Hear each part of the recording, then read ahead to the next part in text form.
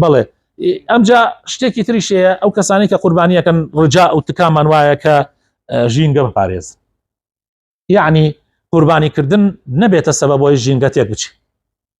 نابێ ئینسان قوربانی کرد پێسەکەی فڕەدا ناوسکەکەی فڕەدا، یعنی لە شوێنێکا بەڕاستی بێتە بۆگەنی منتقەکە بۆنگەنکە ناوچەکە بۆگەنکە ئەو خراپە، لەوانەیە چەندێک خێری دەستکەوتێ لەبەر قوربانەکە بەس لەو ئیشەیە لەوانەیە خێرەکەی هەمووی پوچەڵکاتەوە.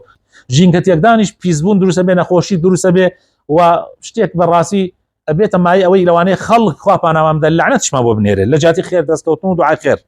پێغەمبەری خوا صلی الله علیه و سلم فەرمێت دەست بە ئاو گەیاندن، ئەفەرمێت لە شوێنێکا دەست مەگەیەنە ئاو، اتقوا اللعانين لە ڕوایەتێکە اتقوا الملاعن الثلاث، شوێنی سێبەر کە سێبەری خەڵکیە یان لە زستانانە خۆرەتاوی خەڵکیە، ڕێگاوبانی خەڵکی لەسەر ئاو ڕووبارێکە و لە شوێنێکە خەڵکە چێ سەر ئاوەکە ئاوی لێ هێنێ یان کانیەکە، پێغەمبەری خوا صلی الله علیه و سلم فەرمێت لەوێ دامنشە خەڵک دوای لعنەتت بۆ بنێرێ، لعنەت بۆ دایک و باوکت بنێرێ.